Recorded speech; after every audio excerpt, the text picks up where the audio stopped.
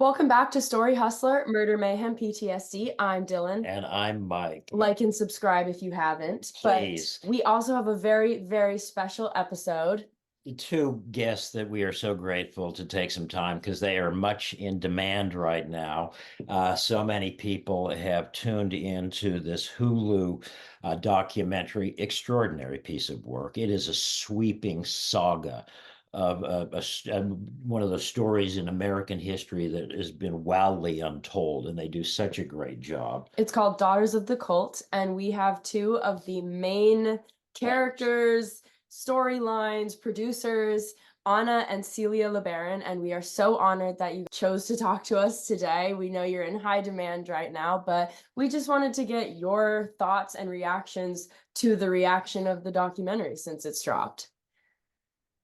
Oh boy, this has been a wild week and overwhelming. We have been carried along by all the messages and comments and phone calls and texts with so much love, compassion, empathy, support, goodwill, well wishes, good vibes.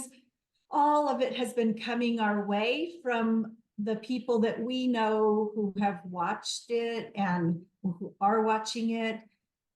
It's been overwhelmingly amazing. We've been looking at each other over and over saying, we're just doing this afraid because there's a lot of fear for us about how we're going to be viewed, what society is going to say, how our message will be received, because we are really trying to give a redemptive message.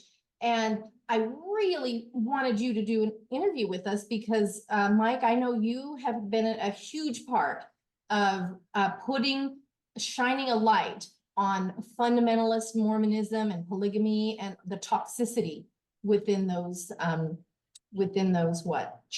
religious organizations. Right. You helped dismantle some of it, and we are so honored to get to talk to you. Are you kidding? All right. You are the hero of so many people's stories.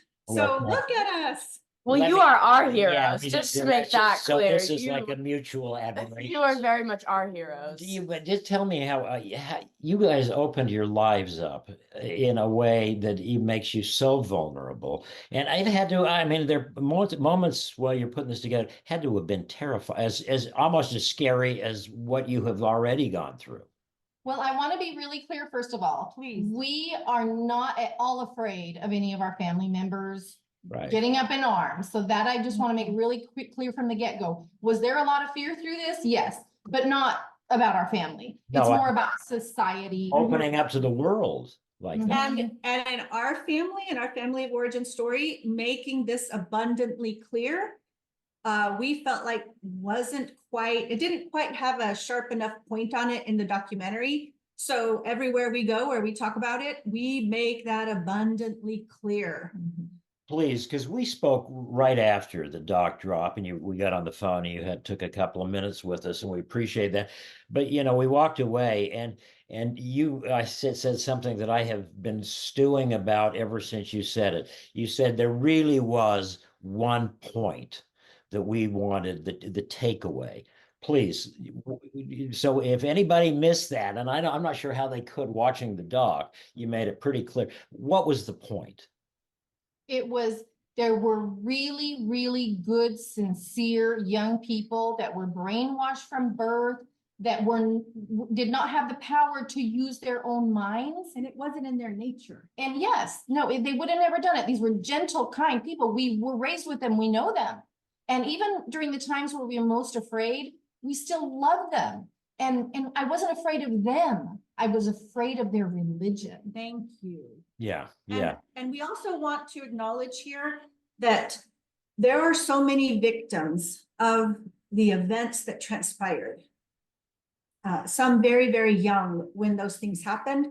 And we want to make sure that while we acknowledge the youngest victims, we are also recognizing that all of the children of Orville LeBaron were also victims too. Yes. And there were victims that suffered at the hands of our siblings. And we are not minimizing that. That was a horrific thing. What I feel very strongly about is the two people responsible for that, which is our father and Dan Jordan. Right. They are in the grave. Yeah. The other ones are purely victims too. Even though their hands were used to commit these atrocities, it wasn't from their free will with their thinking minds. When you have people with mental illness who do terrible things and they go to trial, you take care of them. You're like, we can't just convict them and throw them into prison forever. When someone is brainwashed to the degree that they were not using their actual minds. As soon as they knew better and figured it out and got unbrainwashed, they are not interested in hurting anybody. They're interested in making the world a better place. And this is very backwards because the way we were brainwashed, it's just has such a, so when we were brainwashed, it was a sincerity of trying to help the world. Right. And I know that's really just, you can't fathom that, like they were killing people to make the world a better place. But because that was the religion, that's what we were taught. So as soon as they knew better, they're out there trying to make the world a better place in beautiful ways. In very beautiful, loving, kind, good ways. And so you guys are certainly the living embodiment of that. But and the thing that resonated with me so deeply was, the each of these churches or these leaders have their own idiosyncrasies. But the journey that you have gone through, I've seen talked to so many women who have gotten out of the FLDS, and it's so similar. People do not appreciate the impact of a cult upbringing and the brainwashing that goes on from the moment of your birth to, this is why I found it so poignant, your point, because throughout this explaining to why did they do that? Why did they give up their kids? Why did they go do this? Why would they do something for a guy like Warren Jeffs or for a guy like? And I feel like the outside world is very dismissive of, well, how could anyone believe that? But I think you guys did such a good job of portraying that, what the impacts of this are and like how powerful this is. And it's not just like, you can't just dismiss it and be like, well, I don't understand. It's literally incomprehensible to someone who hasn't experienced it. So to even try to articulate it and help people understand, it's not explainable fully. Yeah. We did the best we could. And the other thing that ended up on the editing floor, because they only had 5 episodes, that was not enough. They needed like 12. Right. So the other thing that did not get conveyed is we have reconnected. Celia and I both have reconnected with those family members that were part of the KOG. And not just Celia and I, but other people in our family that we are not going to start naming names, but so many people in our family have reconnected with all of them, and many of them, or most of them. We've been doing the repairs on these things that happened in the past for how many years now? I reconnected with them in 2000. She led the way. That's When amazing. she was first reconnecting with them, I'm like, no, thank you. That's too dangerous, too risky. So I have 24 years of relationship, get-togethers, being with them, going to graduations and weddings and sometimes even funerals. And in our family, the first time I went to a funeral where some of them were, we commented that, oh, we're at a funeral where someone died of natural causes. Oh my goodness. And isn't that amazing? Yeah. And so since then, every time we've gone to a funeral or something, it's like, oh my goodness, we have years now, years and years and years of our family having normal things happen, like weddings and funerals, where we get to go and love each other and connect and create new memories. The first time we get together, all we can talk about is the past, but then we have some fun at an event. And then the next time we get together, we can talk about the fun of that event and the card playing and the jokes and the inside jokes and all the memories. One of my daughters remembers spilling somebody's beer, and then the next time we got together, she did it again. And so now that's the thing. And my Right. daughter has that fun memory. Yeah. And so this is what we've been about for me for now over 20 years, 24 years. It took Right. me a couple years for me to get on board with that. And I'm so glad Anna made that happen because we're learning what wonderful, resilient people they are. Yeah. And my kids and I put the pieces of the puzzle together recently that the reason why I now live in Washington State is because of one of these family get-togethers where I took my children over and let them play around with other people. And we connected those dots. It's just amazing to us. So many good things have issued forth from the redemption story that's happening in our family. And we think that the past 30 years of us rebuilding our lives from the shattered pieces, the past 30 years are the real story that people should be focusing on today, not the events that happened in the 60s, 70s, and 80s. Right. And you told a great, you mentioned I hope we can talk about this when we spoke to you on the phone. You want to make sure that Ervil is not the dictator of the LeBaron name. He is not the proprietor of what that name means. And you took an interesting step to reclaim Yeah. your name. Well, for a long time, I hid behind my ex-husband's last name because I did not want to be associated with the LeBaron name. I did not want my father's name.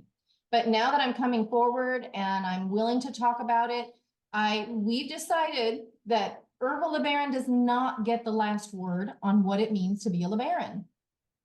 So I just recently went to the courthouse and legally changed my name to LeBaron. That's amazing. I have a lot of pride in my siblings and my family for what we've overcome.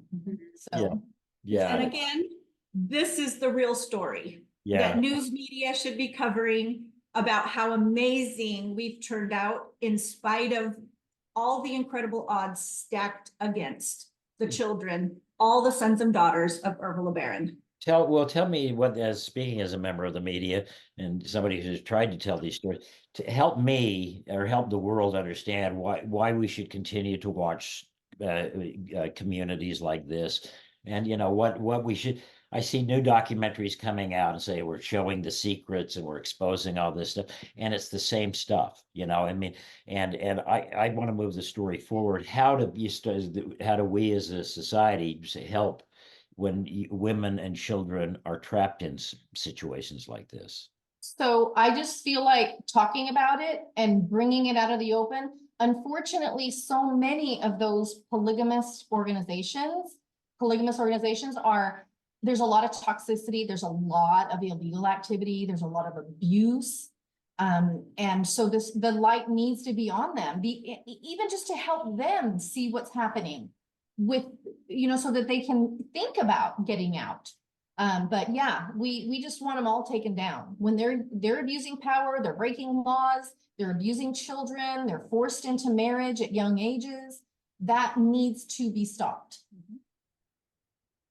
I think when people talk about polygamy and they do it from a modern perspective, they can't imagine that the kinds of abuses that go on in these communities, they think, oh, it's grown adults making consenting decisions, like it's portrayed in Sister Wives. Everybody thinks it's grown adults making grown adult decisions, and it's really not. Right. When you are born into and raised in and groomed to become a sister wife, even if that group waits until you're of legal age, you really cannot call it informed consent if they have no other option besides what they were taught and groomed to become. So I am very passionate about saying it has to be informed consent or it's not consent at all. That's a great point, because I think a lot of people don't really understand how they're just completely isolated from the outside world and never given a chance to have a different life or have a different opinion. It really is, this is the one way and you will never stray, or, you're dead. Yeah. But yeah. And not to put a finer point on it, but the amount of criminal activity happening in every polygamous group I've ever heard of. There may be somewhere it's not, so I might be overstating this, but I don't think I am. Criminal activity happens in these groups that goes undetected by the outside world, undetected by the authorities. And sometimes it's detected and they give it a pass Right. for some reason I don't understand. And Freedom of religion, right, I think, is sometimes what they're promoting. and we can love that we have freedom of religion here, but we don't have freedom of violating laws about so many things. And Yeah, the underage marriages, but there's also that slave labor element. They take these numerous children that they have and they put them to work with no wages and they get horrible- government contracts because they have slave labor, so they can underbid people. Well, And welfare fraud is rampant. right. Okay. And this is the story of this. You know this, though. This is well, this is, and this is, I think the people should also understand that, there are, well, your stories and the FLDS community sort of were on parallel tracks, but different tracks. So many of the similar. These are the very stories that we've been reporting for 40 years, the criminality that underpins the obvious abuse of women and children. And Our recent case with Heber was a direct showcase of Warren putting out revelations and them letting people go because they were Yeah, just we like, had well, we're not Warren going to deal Jeffs. with it. Warren Jeffs is When you gathered. say Heber, who are you talking Not about? our brother. Not No, not your no, brother. no, no. Heber Jeff is the this is nephew of Warren I don't who want- kidnapped his niece. right, and I don't want, your story is unique, but from knowing so many of covering so many of these, there's so many parallels to what you just said, and and the hands-off saying freedom of religion. That's what allowed Colorado City and Hilldale to metastasize into a municipality run by a cult that Right. could abuse people at multiple levels with the power therein, and And they may have had at one point more benevolent, let me say that again, benevolent leaders. right. But then when you concentrate that kind of power into one person, the next one that steps into those shoes may not be benevolent. And I'm talking about Warren Jeffs. Exactly. Like what he does sickens me. And it breaks my heart for those people that are trapped in that belief system and don't have a way out. And even if they were given a chance to get out, their brains are still trapped. And so they actually don't take that opportunity because they don't understand that they are trapped. Right. And that's where we come in, where we do understand the brainwashing. Well, I do more than Anna. Anna just got out when she was 13. So she didn't really get quite the brainwashing that I did. So Celia was indoctrinated. Totally. She did understand the religion better, which is why that she was able to correct me on the documentary.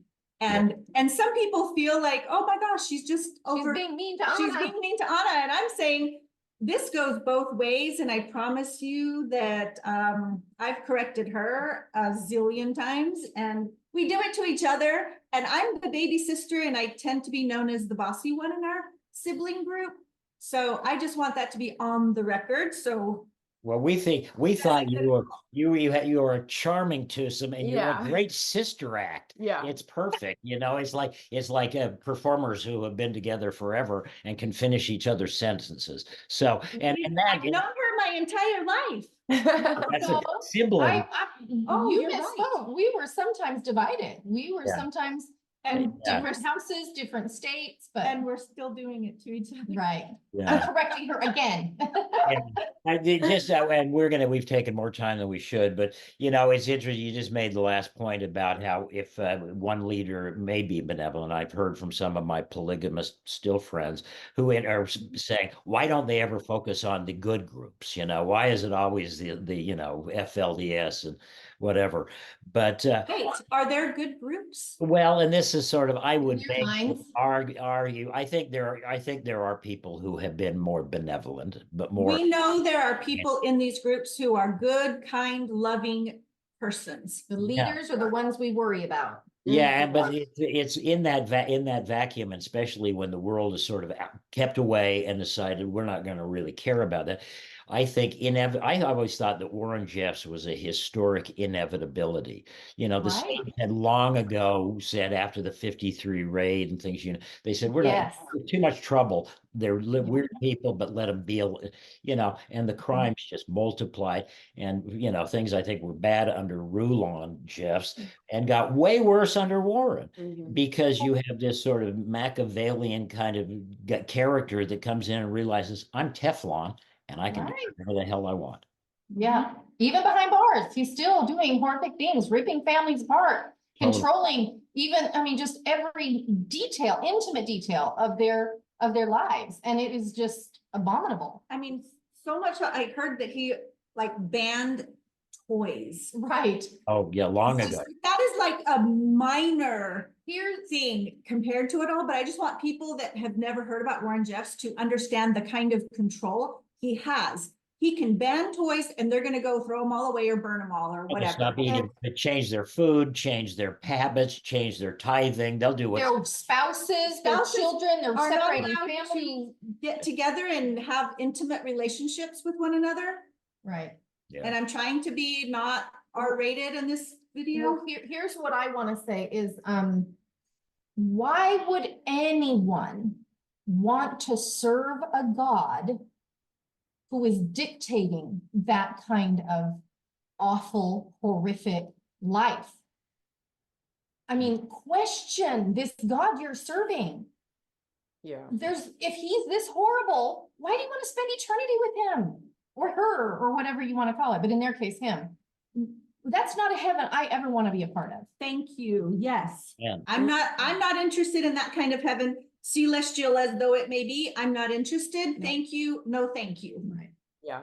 Yeah. I mean, I didn't grow up religious, so that's how I view it too. Unfortunately, she got a guy who sort of tasted it early in Utah and decided this was not for me. So Okay. I've failed my daughter in giving her some religion, but If you want, I failed my children too. I have 3 children. I wouldn't even teach them Santa Claus because I'm like, I'm not raising my kids on any kind of lies. you know, I think there's wisdom, the truth will set you free. Mhm. Yeah. And I am a Christian today, but I also failed my children if that's the way we're measuring failure or success. And guess what? My children are free. They're grown adults. They can think what they want. They can believe or not believe anything they want. And this is how it should be. Amen. You guys are an inspiration to us, and you're definitely our heroes. Yeah. Any fine, we'll let you go because you probably got camera crews waiting in the wings for you. But we're grateful for this time. Any final points that you want to make? And just again, thank you. Well, the main final point the message I always want people to have is that even if you're raised in a toxic family, don't let that dictate the remainder of your life. Once you get away from that family, don't stay stuck in that. You choose your path and don't let them have that kind of power over you to destroy the rest of your life. Choose happiness, choose joy. And I mean, that's my main message. And I would like to add that we are so grateful for all the kindness and love and compassion that has been shown to us and to, you know, just all of the family members that are experiencing this with us. And what we would like for people to consider is after watching everything in the documentary and hearing us today, I would like you to rewatch it through this lens of what we've said today, and really consider if you can find it in your heart to give well wishes and love and compassion and care to the members of the KOG, of our siblings who sometimes get vilified in the media, and we don't want that for them anymore. Understand that they were children. That's what people don't always get. They were children when these horrific things were happening. Many of them had not even reached full adulthood, certainly not the age of 24 or 25 when your brain is fully developed. They were doing this, you know, and been suppressed their whole lives and their growth stunted. Right. So just keep that in mind before you hate on them too much because they don't deserve that. And it is well worth a second watch. Yeah. We've done it, and I hope they do. If people hear our little podcast, I hope that they view this through that lens. I think Thank it's you. powerful. It is so well done. I mean, the folks at Hulu and ABC, credit to them. I think it was beautifully put. Certainly, yes. Yeah. We're very grateful. You guys are heroes. Yeah, you really did turn a dark past and chapter in your family's history into such an uplifting story of redemption. And thank you for sharing your story with the world. Seriously. Thank you. Best wishes to both of you. I hope we can maybe continue this dialogue in the future, because I think you have so much to say and so much Yes. wisdom to share. You are always welcome on That's this it. channel. If you Story ever House, want you to got come a back. seat here anytime you Yeah, want. so thank you. Okay, we'll take you up on that. Definitely. All Well, right. Story Hustler. Ellen and Mike, we really appreciate your kind words. Thank you so much. And that's it from us. We're going to sign off, but again, such a wonderful experience for us to have these two guests with us. And so stay tuned, everybody. We'll be back soon, but for now, Signing off. good night, everybody.